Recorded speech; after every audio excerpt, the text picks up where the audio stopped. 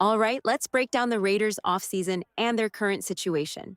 Heading into this year, the Las Vegas Raiders have a lot of cap space, $95 million dollars to be exact, which is the second most in the NFL, according to SpotRack. They could free up even more by cutting Gardner Minshew. With a new head coach, a fresh regime, and a big name like Tom Brady joining the organization, the Raiders have plenty of resources to work with.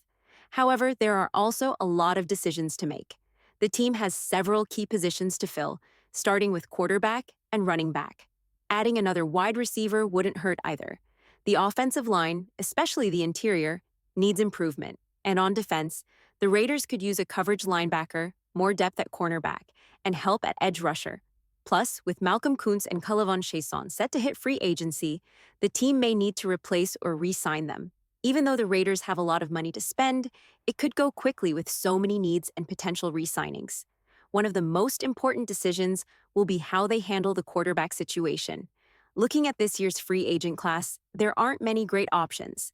Sam Darnold is one of the top names available after a strong season with the Minnesota Vikings, and he'll likely be in high demand. But his market value is around $40 million, dollars, which seems too expensive for a quarterback with just one standout year.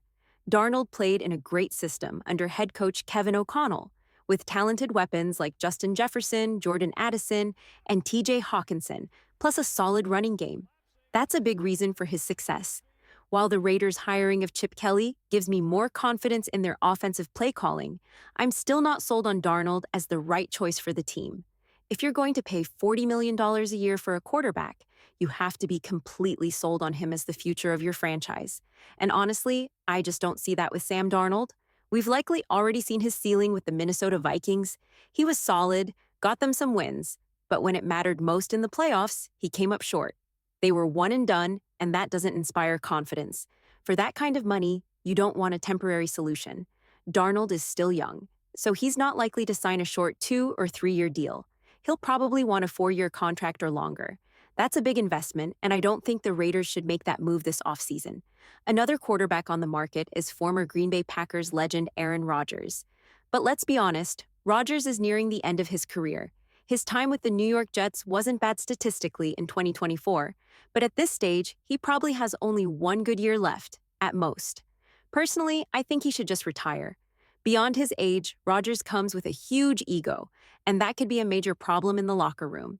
He made the situation in New York even worse, and his leadership skills leave a lot to be desired. He's not the type of veteran who would embrace a mentorship role for a young quarterback. Instead, he'd want full control of the offense and to be the center of attention. That's a huge red flag for the Raiders, and while I don't think it will happen, it's worth mentioning since he's such a big name. Another potential option is Russell Wilson. However, his relationship with Pete Carroll is uncertain, and we don't know if there's any lingering bad blood between them. If the Raiders were serious about Wilson, they should have gone after him last year when he was available on a veteran minimum contract. Now, he's likely to command anywhere from $30 to $35 million dollars per season, making him a much less appealing option. While Russell Wilson is a solid quarterback and could serve as a decent bridge option for a year or two, there always seems to be drama following him. The latest rumor suggests that his camp leaked information about the Pittsburgh Steelers offensive coordinator, Arthur Smith, not allowing him to make audibles late in the season. Shortly after, the Steelers announced that they would likely move on from Wilson. That situation raises questions about possible bad blood between Wilson and Pittsburgh, which is something to keep in mind. Another option the Raiders could consider is Justin Fields. He's younger, more affordable, and brings impressive athleticism to the table. His skill set could fit well with Chip Kelly's experience coaching mobile quarterbacks.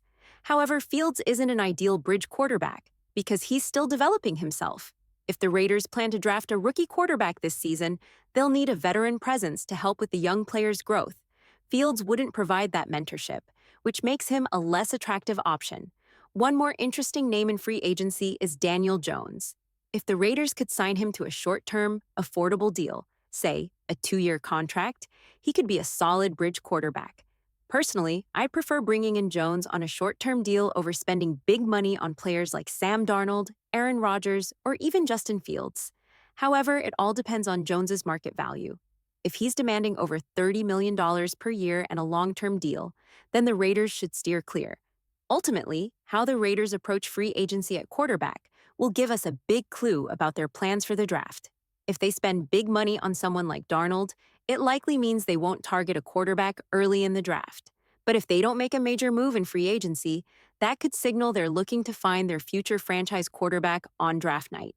If the Raiders don't make a major move at quarterback in free agency, it could mean they're planning to draft one early this year. It will be interesting to see how the new regime approaches the position, but as I've said before, this free agent class of quarterbacks isn't very exciting. However, there are other positions the Raiders could focus on in free agency. Running back, for example, is not a position they should spend big money on. The upcoming draft is loaded with talent, making it a better option for finding a young, affordable back. Wide receiver, on the other hand, is where things could get interesting. One of the biggest names being discussed is T. Higgins. At just 26 years old, he has impressive career stats: 330 receptions, over 4,500 receiving yards, and 34 touchdowns in 70 games. Last season, he recorded 73 catches for 910 yards and 10 touchdowns in just 12 games. Those numbers explain why there's a lot of hype around him. However, there are concerns. Higgins has missed 10 games over the last 2 seasons and has never played a full season in his career.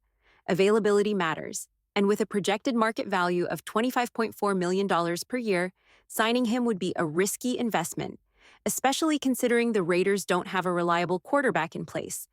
If the team had a young, promising QB like Drake May in New England or Jaden Daniels in Washington, investing in a top receiver would make more sense. But without that, paying top dollar for Higgins might not be the best move. Additionally, he has thrived as a number 2 receiver behind Jamar Chase, but it's unclear if he can be a true number 1. One option. For the price he'll demand, he needs to be a dominant lead receiver, and that's a gamble. Instead, the Raiders should prioritize strengthening their offensive line, and one player they should seriously consider going all in on is offensive guard Trey Smith from the Kansas City Chiefs. At just 25 years old, he still has plenty of upside and is regarded as one of the best run-blocking guards in the league. Not only would signing him address a key need for the Raiders, but it would also weaken a division rival. Taking a top talent away from the Chiefs would be a double win. However, he won't come cheap, with a projected market value of $19.7 million per year. One of the biggest needs for the Raiders is improving the offensive line, particularly at guard. If the team drafts a young quarterback, the best way to help him succeed is by investing in the trenches. Football games are won up front, and having a strong offensive and defensive line is crucial. If the Raiders decide to get aggressive in free agency, going all in on Trey Smith would be a smart move. Beyond the offensive line, there are several key players in free agency that the Raiders should consider.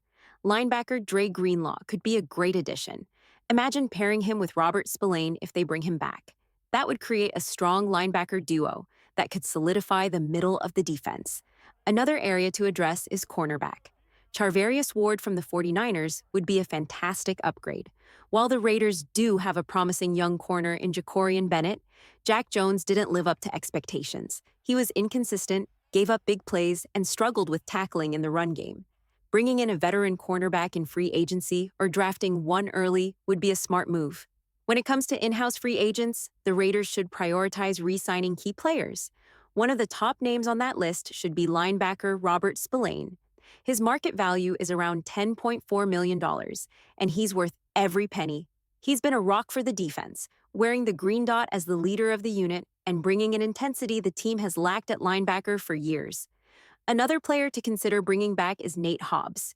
He's a talented nickel cornerback, but injuries have been a concern throughout his career. If the team can re-sign him at the right price, he would be a valuable piece in the secondary. Safety Trevin Moehrig is another player the Raiders should try to retain if the contract makes sense. And at edge rusher, the team must keep at least one of their key free agents, either Malcolm Kuntz or Kelevon Chaisson. Both have potential and provide quality depth at the position. Kuntz, in particular, showed flashes of being a rising star at the end of the 2023 season before suffering a season-ending injury last year. Bringing him back would be ideal, but the price has to be right. Spotrac currently lists his market value at $20 million, which seems way too high. While he has great upside, the Raiders need to be cautious when negotiating his contract. Malcolm Kuntz has shown promise, but with only half a season of solid NFL tape and coming off a major injury, He simply hasn't proven enough to justify a massive contract. The Raiders should try to bring him back on a short-term, prove-it deal rather than overpaying. If they can do that, it would be a smart move. This offseason, the Raiders have a lot of decisions to make. They have the cap space to make significant moves, but they can't afford to be reckless. Smart signings are crucial, and they need to prioritize the right positions. The team must carefully determine which positions to address in free agency and which ones to focus on in the draft. Adding depth at linebacker and cornerback should be a priority, and re-signing key players will also be critical. There are plenty of directions the Raiders could take in free agency, and I'm excited to see how it all plays out. But now, I want to hear from you. Who do you think the Raiders should target in free agency? Are there any players you believe they should avoid, particularly at quarterback? Drop your thoughts in the comments below. That wraps up today's discussion, Raider Nation. If you're new to the channel and love Raiders-related content, be sure to like, comment, and subscribe. I'll see you all in the next one.